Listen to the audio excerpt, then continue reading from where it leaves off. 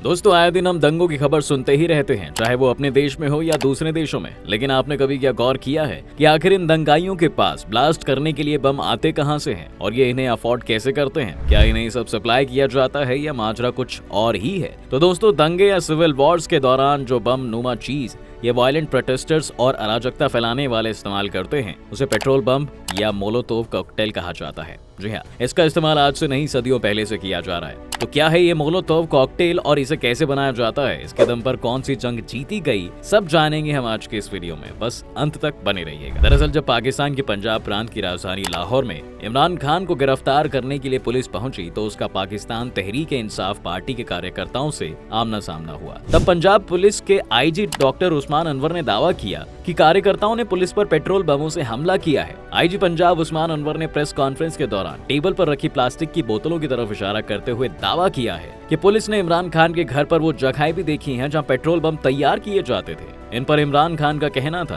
कि अहमको, petrol bomb कोई rocket science नहीं है, कभी प्लास्टिक की बोतल में भी पेट्रोल बम आया है, नकल के लिए भी अकल चाहिए, तुम्हारा सारी दुनिया में मजाक उड़ेगा। दोस्तों, इन दावों ने सोशल मीडिया पर नई बहस को हालांकि पैदा कर दिया है। हालांकि कुछ पाकिस्तानियों को ये जानकर भी हैरानी हुई होगी कि पेट्रोल बम नाम की भी वाकई कोई चीज होती है, क्योंकि इससे पहले वो इस शब्द को सिर्फ टीवी चैनल पर सुनते आ रहे हैं, खासकर जब पाकिस्तान में पेट्रोल की कीमतें आसमान छू रही हैं। चाहे आप मोलोतोव कॉकटेल या पेट्रोल बम को प्रोटेस्ट के तौर पर देखें या अराजकता फैलाने के हथियार के तौर पर, लेकिन मोलोतोव कॉकटेल को दुनिया भर में कॉन्फ्लिक्ट्स के दौरान आम आदमी के हथियार के तौर पर ही देखा जाता है। ये सस्ता होता है और बड़ा नुकसान पहुंचाने में एबल होता है। बता दें दोस्तों कि पेट्रोल बम बनाने के लिए आमतौर पर शीशे की बोतल, कपड़ा और पेट्रोल का इस्तेमाल किया जाता है। कपड़े की जगह आसानी से आग पकड़ने वाले दूसरे चीजों का भी इस्तेमाल किया जा सकता है और पेट्रोल के अलावा इसमें अल्कोहल भी इस्तेमाल किया जाता है। पेट्रोल और बाकी फ्लेमेबल मटेरियल्स की मौजूदगी की वजह से जब मोलोतोव कॉकटेल को फेंका जाता है तो ये आग का गोला बन जाता है और घरों, व्हीकल्स और बड़ी इमारतों को भी नुकसान पहुंचाने की कैपेसिटी रखता है और इसकी चपेट में आने से गंभीर रूप से चोटिल होने का खतरा भी होता है। खैर, अगर हम पेट्रोल बम की हिस्ट्री में जाएं तो मोलोतोव कॉकटेल का इस्तेमाल सबसे पहले स्पेनिश सिविल वॉर के दौरान 1936 से 1939 के बीच हुआ था। तब स्पेनिश जनरल फ्रांसिस्को फ्रैंको, जो बाद में स्पेन की तानाशाह भी बने थे, इन्होंने अपने सैनिकों को मोलोतोव कॉकटेल का इस्तेमाल सोवियत यूनियन के टैंकों को निशाना बनाकर हमला करने का आदेश दिया था। लेकिन इस हथियार का नाम मोलोतोव कॉकटेल तब पड़ा जब साल 1939 से 40 के बीच में सोवियत फिनलैंड वॉर के दौरान इसे अपनाया गया था, क्योंकि सोवियत यूनियन ने फिनलैंड में दखल दिया था। सोवियत यूनियन के इस इंटरफेरेंस का ग्लोबल प्रोटेस्ट भी हुआ था। रशियन फॉरेन इन्वेस्टर मोलोतोव के इस बयान के बाद फिनलैंड के नागरिकों ने सोवियत बमों को मोलोतोव ब्रेड बास्केट कहकर मजाक उड़ाना शुरू कर दिया था। वहीं फिनलैंड के लोग घर पर बनाए गए बमों को मोलोतोव कॉकटेल कहने लगे, यानी मोलोतोव के भेजे गए खाने के साथ घर में पी जाने वाली शराब या कॉकटेल। तो दोस्तों, इस तरह इस डिफेंसिव वेपन का नाम मोलोतोव कॉकटेल पड़ गया। दूसरी थ्योरी ये भी कहती है कि जब फिनलैंड के अखबारों में छपा कि रूस के विदेशी मंत्री आलू बरसा रहे थे और रेड आर्मी हमें आजादी देने आई थी, तो मेहमानों को वेलकम तो करना ही था, इसलिए उन्हें वही दिया गया जो हमें मिला था, यानी मोलोतोव बास्केट के जवाब में मोलोतोव कॉकटेल। अब सवाल ये उठता है कि कॉकटेल क्यों? क्योंकि शराब तो ज्वलनशील है ही, भभक के आग पकड़ती है। लेकिन फिनिश लड़ाकों ने एक और एक्सपेरिमेंट किया, बोतल में पेट्रोल और शराब दोनों भर के इसे बम बना दिया। तो मोलोतोव के नाम पर दुनिया भर में फेमस पेट्रोल बम का नाम पड़ा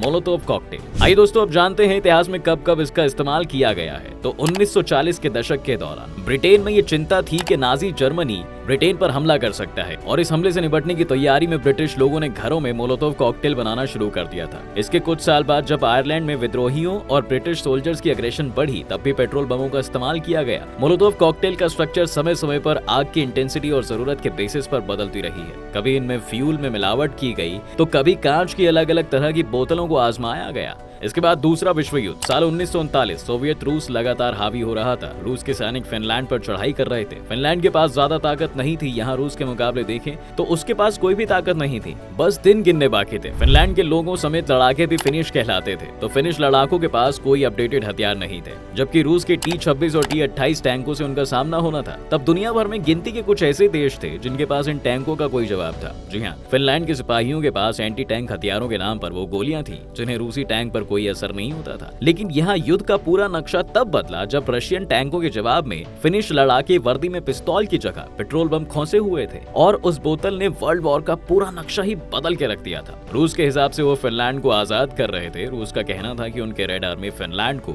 आजाद कर रही है, जो एक बड़ा एहसान जैसा था। हिटलर और मुसेलिनी के इंतजार में फिनिश लड़ाके कब तक बैठते। कुछ दिनों तक उन्होंने रूसी टैंकों को बारीकी से देखा और बड़े बड़े टैंकों की एक बड़ी कमी उन्हें दिखाई दी। उस वक्त तक सारे टैंक डीजल से चला करते थे और उनका सामना उनके आगे आकर नहीं किया जा सकता था। टैंक का जवाब एंटी टैंक या टैंक ही हो सकता था। फिनिश लड़ाकों ने समझ लिया कि इन टैंकों के पीछे इनका इंजन होता है, ठीक पीछे, और इंजन के पास ही डीजल की मेन सप्लाई लाइन होती है। लेकिन अचानक से एक रूसी टैंक फ्रंट लाइन पर भभक उठा। रूसी हैरान रह गए। ना तो सामने कोई सिपाही था, ना कहीं कोई दुश्मन का टैंक, और एंटी टैंक का तो सवाल ही नहीं था। लेकिन फिर रूसी टैंक तबाह कैसे हुआ? इसका सिंपल सा जवाब था कि उस वक्त टैंक का दुश्मन आग या चिंगारी नहीं थी, बल्कि टैंक के पीछे की वो पाइपलाइन थी जो मेन डीजल टैंक को इंजन से जोड़ती थी। इन लड़ाकों ने उस पाइपलाइन पर पेट्रोल बम फेंके। इस पाइपलाइन का जलना मतलब टैंक का काम तमाम। इसके बाद फिनिश लड़ाकों ने रूस के टैंकों को ऐसे तबाह किया कि रूस के टैंक एक एक कर ब्लास्ट होने लगे और फिनिश सैनिकों ने उनकी धज्जियां उड़ा दी। और ये देसी नुस्खा विश्व युद्ध से निकला था। दुनिया भर में सबसे सस्ता लेकिन सबसे मारक हथियार बनकर इस इन्वेंशन ने अपनी पहचान बनाई। इन्वेंशन होते ही इस हथियार ने 115 दिन में 350 टैंक तबाह भी कर दिए। ऐसा कभी नहीं हुआ दोस्तों कि बिना गोली और एंटी टैंक के इतने सारे टैंक मार गिराए हों। हाल ही में अक्टूबर 2022 के दौरान एक शख्स ब्रिटेन के पोर्ट सिटी डोवर में माइग्रेंट सेंटर पर प्लास्टिक के कैन से बना पेट्रोल बम फेंका था।